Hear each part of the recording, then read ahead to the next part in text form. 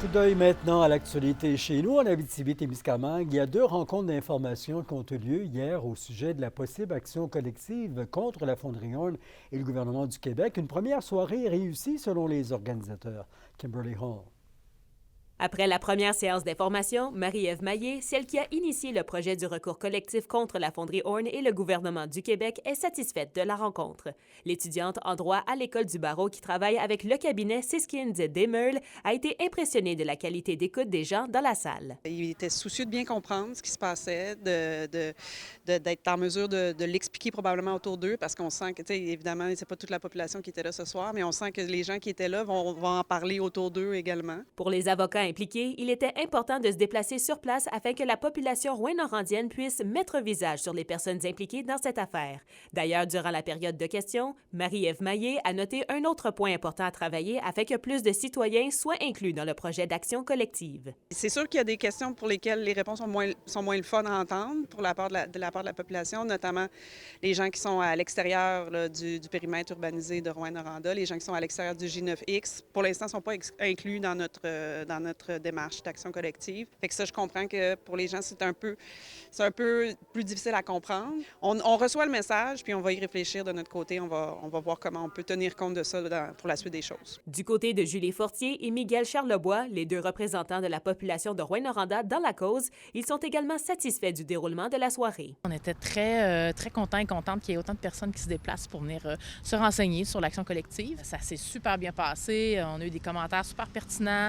Beaucoup de remerciements aussi là, envers Miguel et moi là, de se lancer un peu dans ce gros projet-là.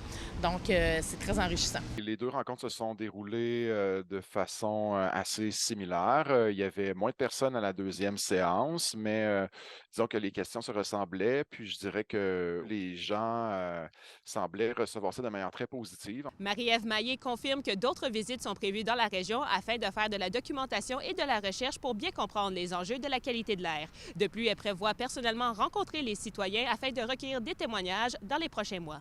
Kimberly Hall, RNC Nouvelles, Rouyn-Noranda. Le chantier est entamé depuis cet été et la modernisation de la fonderie Horn à Rouyn-Noranda amène à terme des millions de dollars en retombées pour des entrepreneurs d'ici. C'est le cas pour l'entreprise rouyn-norandienne ISIS. La Chambre de commerce et d'industrie de Rouyn-Noranda a tenu un dîner-conférence avec des représentants du projet AERIS, l'organisation qui souhaite favoriser le maillage d'entreprises. J'ai commencé la partie civile du projet. Donc, le projet AERIS est décollé pour eux autres là, depuis cet été. C'est un projet d'envergure. Puis, ce que j'aime, c'est que l'attitude, mettons, de Glencore et AERIS, c'est vraiment d'encourager, mettons, les entrepreneurs de la région, les entrepreneurs locaux, à la place de dire, bon, on va aller chercher avec un gros entrepreneur de l'extérieur. Donc, pour nous, c'est très avantageux. Puis, je pense que les retombées vont rester en région en grande partie. Fait que ça, c'est bien. Très, très bien. Et l'identité de l'homme qui a péri sur la route 117 à la hauteur de Cadillac a été rendue publique par la Sûreté du Québec. Il s'agit de Mario Saint-Laurent, 58 ans, de Saint-Dominique-du-Rosaire. Une camionnette est entrée en collision avec son véhicule tôt hier matin. Et c'est aujourd'hui que se déroulait le congrès annuel de l'Association forestière de l'Abitibi-Témiscamingue à Val-d'Or après un été de combat. Ils ont tenu à dresser un bilan et à souligner le travail des intervenants qui ont fait face aux feux de forêt. C'est aussi le moment d'échanger et d'identifier des pistes de solutions pour l'avenir du secteur forêt. Une fois la boucane dissipée et les feux éteints, qu'est-ce qu'on a appris de ces événements-là et vers quoi ça nous projette dans le futur en termes d'aménagement, de réponse aux situations d'urgence puis d'implication, dans le fond, de l'industrie forestière à ces choses-là? Il y a des erreurs que j'ai faites que je ne referai pas. Avec le recul, on se rend compte qu'il y a des choses qu'on aurait dû faire aussi qu'on n'a pas fait. Fait que tout ça, oui, je pense que oui, on va être mieux équipé de ce côté-là. Élu la fin de semaine dernière au récent congrès de la Fédération des journalistes du Québec en relève de Michael Nguyen, le nouveau président de la FPJQ, Pierre-Éric Champagne, journaliste à la presse, demande un peu plus de transparence à Glencore. L'entreprise appuyée par la Ville de Rouyn-Noranda et le ministère de l'Habitation a interdit l'accès de la presse cette semaine aux rencontres d'information de la zone tampon du quartier Notre-Dame. On l'a fait pas plus tard qu'au début de l'été. Il y avait une consultation du ministère des Ressources naturelles pour les activités minières.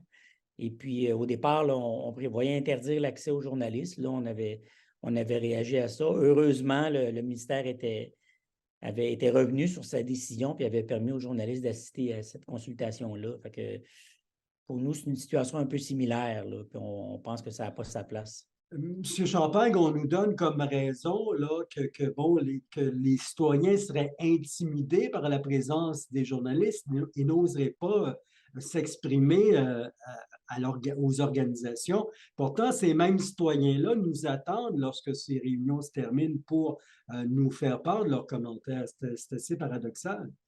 Ben oui, tout à fait. Tu sais, je pense, écoutez, c'est peut-être l'explication qui est avancée par les autorités.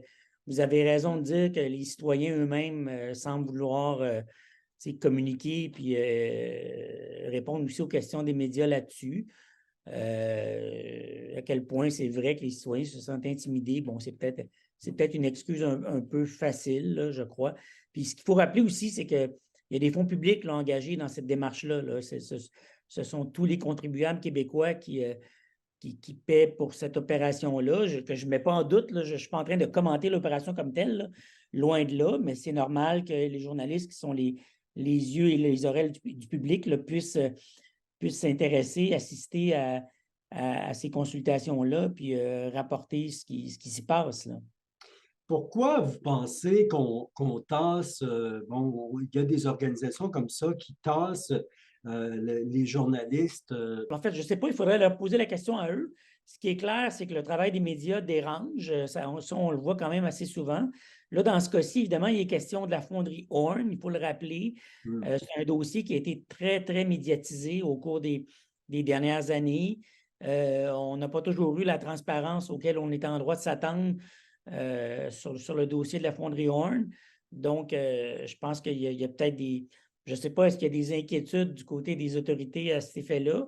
Ben, peut-être, mais je pense que la meilleure façon de réagir face à ça, c'est de faire preuve de la plus grande transparence possible et non le contraire, parce qu'on l'a vu, là, parfois les choses se sont compliquées justement dans le dossier de la fonderie Horn par manque de transparence des autorités et les médias ont continué de faire leur travail.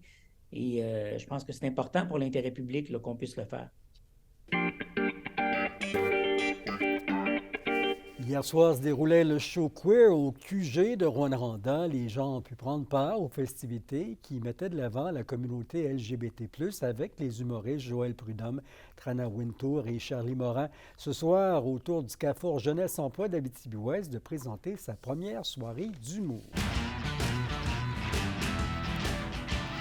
Les Huskies de Rouyn-Noranda et les Foreurs de Val-d'Or sont en action à domicile cette semaine. Les Huskies affrontent les Voltigeurs de Drummondville pour une 4e fois déjà cette saison. C'est ce soir 19h. La Meute s'attend à un duel chaudement disputé puisqu'il s'agit d'un affrontement entre les deux meilleures équipes au classement dans la conférence de l'Ouest. Les Foreurs de Val-d'Or, eux, reçoivent l'Armada de Blainville-Boisbriand pour une première rencontre cette année entre les deux équipes. Les Foreurs reçoivent également les Voltigeurs à 16h demain et les Huskies recevront l'Armada dimanche à leur tour à 16h.